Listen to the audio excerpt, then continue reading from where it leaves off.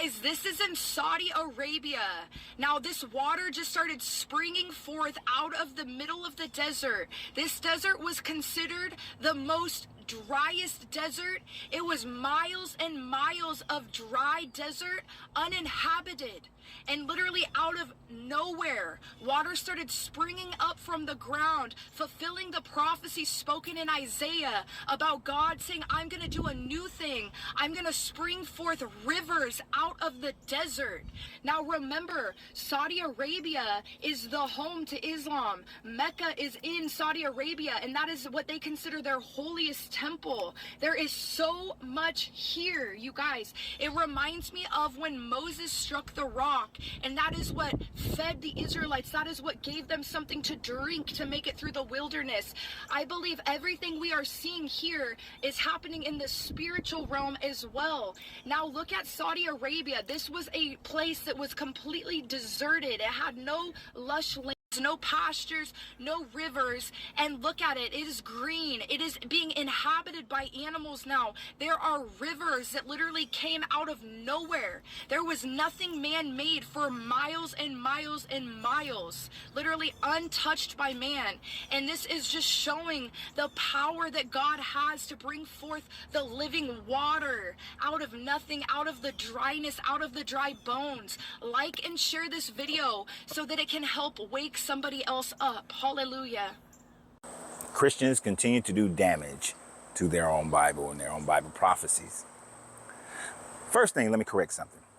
The Atacama Desert in Afghanistan is actually the driest place on the planet. So that claim, even though I could have let it just slide by, I just couldn't help myself. That was just some incorrect information.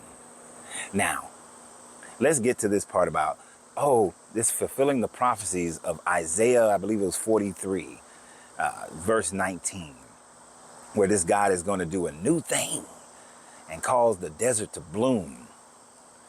The first thing that you need to understand is that if you're reading Isaiah and you're reading Isaiah 43, then you're reading the later writings of Isaiah, which were most likely written after the Babylonian captivity or right towards the end of the Babylonian captivity, and not actually written by Isaiah. But Isaiah is split up into three parts. Parts of it written right before the Babylonian captivity, during the Babylonian captivity, and after the Babylonian captivity.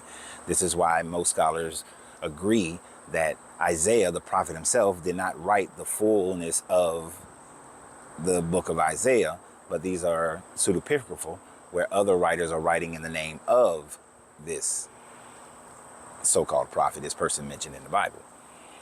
Now, understand this. When Isaiah, in the book of Isaiah, when it speaks on this, this is talking about how the children of Israel who were in captivity in Babylon could not worship this God in the way that they would normally worship him. If you read the whole thing, he talks about how you haven't bathed me in the fat of the animals. It sounds kind of gross, sounds like something you would see on Pornhub, but that's what he's saying. You haven't bathed me in the fat of the animals and made the sacrifices. You haven't been living the way that you're supposed to live. Basically what this guy is saying is that even though you're under Babylonian captivity, and even though you are not permitted to worship in the fullness that you would normally worship and build a temple, and you're away from the temple in Jerusalem and you can't build a temple in Babylon, that you still should be worshiping this God in the way that he should be worshiped. And the Israelites were incorporating a lot of the Babylonian religion into their own day-to-day life. So this God is angry, but at the same time, he's saying that as just the same way I redeemed you out of Egypt, I will redeem you out of Babylon. And when I redeem you out of Babylon, guess what he's going to do? He's going to make the Israeli desert bloom. You see, this prophecy has nothing to do with Saudi Arabia. As a matter of fact, it would be hypocritical for this God to make Saudi Arabia green when Saudi Arabia is filled with Muslims, and the Muslims, it's a benefit to them and not to the children of Israel. When this guy was talking about that in Isaiah, he was saying that this was going to be a benefit to the Israelites, not a benefit to the Muslims who worship Allah. Oh, you're wrong. Now, she's also wrong in the fact that she is saying that this happened out of nowhere. No, it did not. If you did any research on the country of Saudi Arabia, on the Arabian Peninsula in itself, you will learn that it is the only large landmass that does not have any natural lakes or rivers. And that the way that Saudi Arabia has been able to provide water for its people is through the little bit of rain that they get, certain plant life that they're able to extract water from, desalinization from the Gulf of Aqaba and the Red Sea and all of that, and the Arabian Sea. And by the way, Saudi Arabia leads the world in desalinization technology. And the last part is underwater aquifers.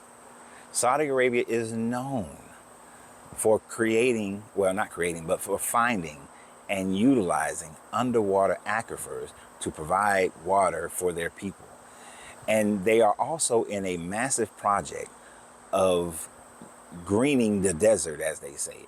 They're greening the desert, where they've been planting trees, and they have been digging and finding more and more aquifers in order to create gardens, to create orchards, and create farmland by utilizing this process of digging for water and then allowing it to create a river, a stream, to irrigate the land. This is a massive project that anyone can go and research and find that information. But Christians have to make everything that happens in the world a prophecy. They try to wedge in their Bible to make other world events become part of their Bible, when it clearly is talking about what's going to happen in the Levant, not what's going to happen on the Arabian Peninsula. This is why we deconstruct. This is why I cannot associate with people of this mentality, because it is just a sad mind that tries to force everything to fit into its narrative. But y'all have a great day. And remember always, you have to free yourself to be yourself, because your greatness is non-negotiable. Good journey, good vibrations.